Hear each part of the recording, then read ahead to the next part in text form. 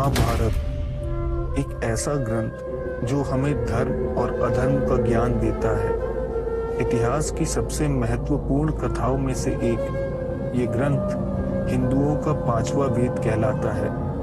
महाभारत में एक से एक योद्धाओं का विवरण मिलता है। इस काल में ऐसे ऐसे महारथियों के होने की बात कही गई है जो अकेले ही सृष्टि को खत्म करने की ताकत रखते थे। और इसी ग्रंथ में ऐसे कई किरदार भी थे जो बेहद रहस्यमय माने जाते हैं। ऐसा ही एक किरदार है अश्वत्थामा, जिसके आज भी जीवित होने की बात कही जाती है। आज के एपिसोड में हम अश्वत्थामा के पूरे रहस्य को जानने की कोशिश करेंगे और जानेंगे कि आखिर उस योद्धा को अमर क्यों माना जाता है। दोस्तों, पांडवों और कौरवों के गुरु द्रोणाचार्य बहुत शक्तिशाली थे और उनका तपोबल अपार था।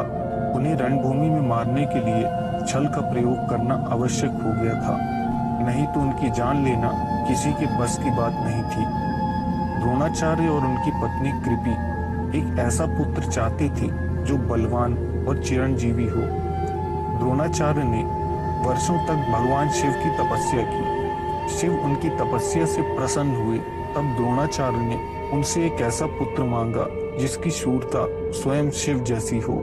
तब जन्म हुआ अश्वत्थामा का, जो 11 रुद्र अवतारों में से एक अवतार था। अश्वत्थामा के पास अपार शौर्य और बल था।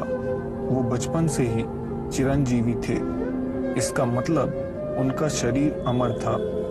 इसके साथ साथ उनके मस्तक में जन्म से ही एक मणि थी।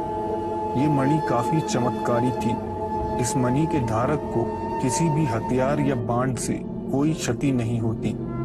उसे किसी बीमारी, देवी देवता या दानवों का डर नहीं होता।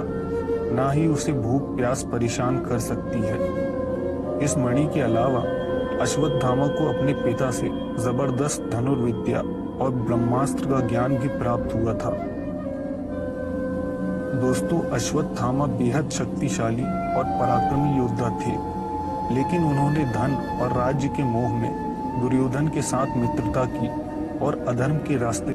जब द्रोणाचार्य का वध हुआ तब अश्वत्थामा ने अपना संयम खो दिया, जिसकी लंबाई लगभग 14 फीट थी। उसके मस्तक पर घाव था। कर्मचारी ने उसका परिचय मांगा और उससे बातें की। कर्मचारी का कहना है कि अश्वत्थामा ने उसे बताया था कि भीम उससे ज्यादा विशालकाय और बलवान था। पृथ्वीराज चौहान के जीवन पर लिखी किताब पृथ्वीराज रसों में अश्वत्थामा का वर्णन मिलता है। महाभारत का एक ऐसा योद्धा जिसने कौरवों की ओर से लड़ाई की। दरअसल अश्वत्थामा द्रोणाचार्य का पुत्र था, जिसने महाभारत युद्ध में कौरवों की ओर से लड़ाई की थी। कहा जाता है महाभारत में जब कौरवों की हार हो गई तब अश्वत्थामा बौखला गया और बौखला करके उसने अभिमन्यु के पुत्र परीक्षित की गर्भ में हत्या करनी चाहिए। उसने अभिमन्यु के पुत्र पर ब्रह्मास्त्र चला दिया। इसी घोर अपराध के कारण भगवान श्री कृष्ण जी ने उसे अमर रहने का श्राप दे दिया और उसके माथे पर जो मणि थी उसे निकाल दिया और श्राप दिया कि सदा सदा के लिए तुम इस धरती पर भटकते रहोगे। तब तक भटकते रहोगे जब तक यह धरती रहेगी। कहा जाता है कि अश्वत्थामा आज भी धरती पर भटक रहा है और उसके माथे से निरंतर रक्त की धारा बह रही है। उसको असहनीय पीड़ा होती है। वह ऐसी पीड़ा है जिसे कोई भी सहन नहीं कर सकता। कहा जाता है कि अश्वत्थामा प्रत्येक दिवस मृत्यु की कामना करता है, परंतु फिर भी उसे मृत्यु नहीं आती है।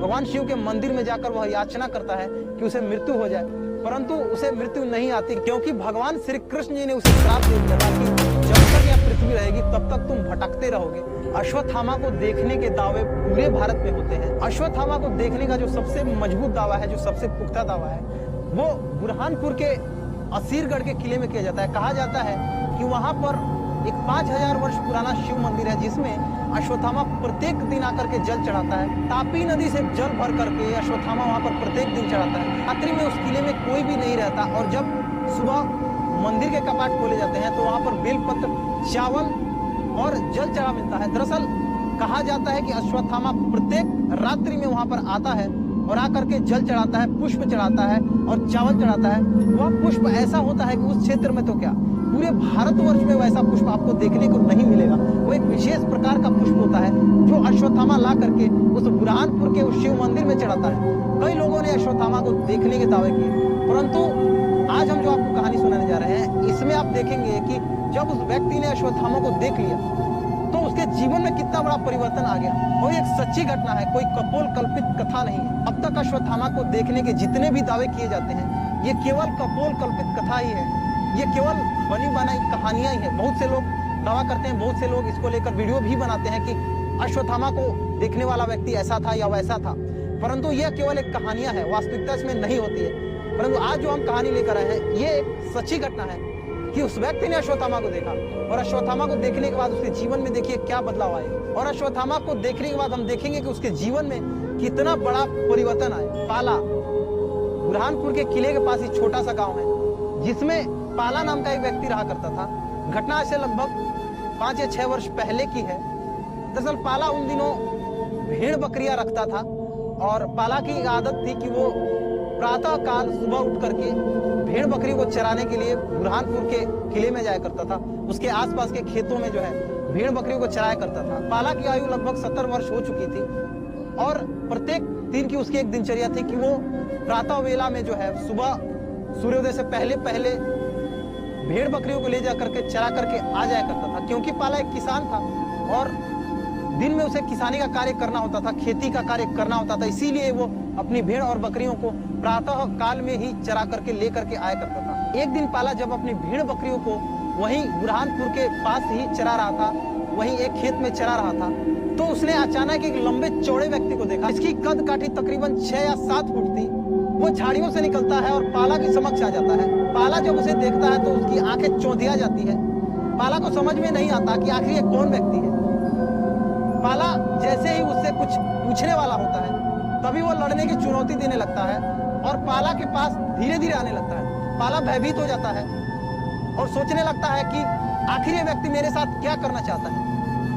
पाला जल्दी जल्दी अपनी भेड़ बकरियों को एक दूसरी दिशा की ओर ले जाता है और वहीं से अपने घर की ओर प्रस्थान कर देता है। दरअसल एक कोई और नहीं था, अपितु अश्वत्थामा ही था। अचानक से अश्वत्थामा पाला के समक्ष आ गया था, इसीलिए पाला को समझ में नहीं आया कि पाला को करना क्या है।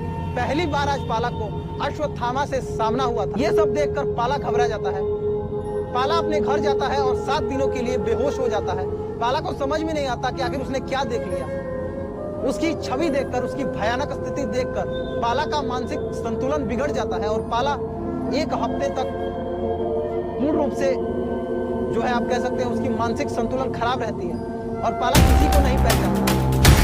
कुछ समय बाद धीरे धीरे पाला को होश आता है और उसके बाद उसे समझ में आता है कि पाला कहाँ है।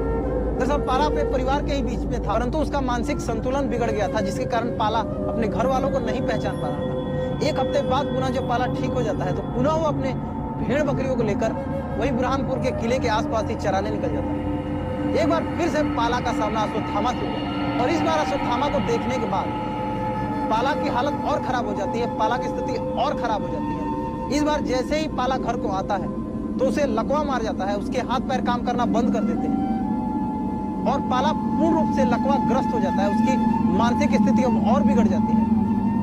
आज पाला जीवन और मृत्यु के बीच में संघर्ष कर रहा है और पाला जो है पूर्ण रूप से लकवा ग्रस्त हो गया है।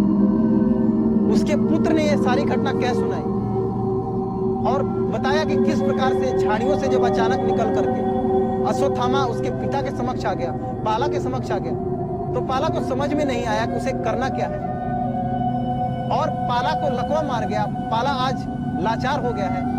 पाला आज कहीं ना कहीं जीवन और मृत्यु के बीच में संघर्ष कर रहा है। वो कोई भी कार्य अपने आप से नहीं कर पाता है, उसे सहारे की आवश्यकता होती है। बिना सहारा के वो कोई भी कार्य नहीं कर पाता है। अश्वत्थामा को देखने वाला व्यक्ति अंधा हो जाता है, अश्वत्थामा को देखने वाला व्यक्ति लकवाग्रस्त हो जाता है, उसकी मानसिक संतुलन बिगड़ जाता है। ये बातें कोई कोरी कल्पना नहीं है, ये बातें कोई कथा कहानियां नहीं है। इसका वर्णन तापी पुराण में देखने को मिलता है। जब आप तापी पुराण का अध्ययन करेंगे तो उसमें एक अध्याय आता है जिसे वृग्नपुर महात्म्य के नाम से वहां पर उल्लेखित किया गया है। जब आप वृग्नपुर महात्म्य का अध्ययन करेंगे तो उसमें स्पष्ट रूप से लिखा गया है कि पहली बार यदि अश्वत्थामा के दर्शन हो जाए तो वह व्यक्ति अंधा हो जाता है, उस व्यक्ति को लकवा मार जाता है, वह व्यक्ति का मानसिक संतुलन बिगड़ जाता है। तापी पुराण के 528 वृग्नपुर महात्म्य जब आप इसका अध्ययन करेंगे तो उसमें स्पष्ट रूप से ये सभी बातें आपको देखने को मिलेंगी। अश्वत्थामा को देखने वाला व्यक्ति अंधा हो जाता है, उसे लकवा मार जाता है। तो ये सभी दावे की कहा जाता है कि पृथ्वीराज चौहान ने अश्वत्थामा को देखा, या फिर कई लोग कहते हैं कि किसी व्यक्ति ने अश्वत्थामा को देखा। ये पूर्ण रूप से एक कोरी कल्पना है, इसमें वास्तविकता नहीं है, क्योंकि वृग्नपुर महात्म्य को पढ़कर यह स्पष्ट हो जाता है कि अश्वत्थामा को देखने वाला व्यक्ति इन्हीं लक्षणों का शिकार होगा। उसकी आंखें नहीं होंगी, वो लकवाग्रस्त होगा, वो लाचार होगा और उसका मानसिक संतुलन बिगड़ा हुआ होगा। तो आशा करता हूं कि आपको समझ में आ गया होगा कि अश्वत्थामा को देखने वाला इकलौता यह जीवित व्यक्ति कौन है और आखिर आज इसके साथ क्या घटना घटी है, आखिर उसके जीवन में अश्वत्थामा को देखने के बाद क्या परिवर्तन है। इस वीडियो को शेयर कीजिए ताकि यह जानकारी सभी तक पहुंचे और अश्वत्थामा को लेकर जितने भी दावे किए जाते हैं उसकी वास्तविकता सभी के समक्ष आ सके। हम जुड़ते हैं अतिशीघ्र किसी नई जानकारी के साथ, किसी नई हैरान कर देने वाली कथा के साथ। तब तक सेवा करते रहिए, भजन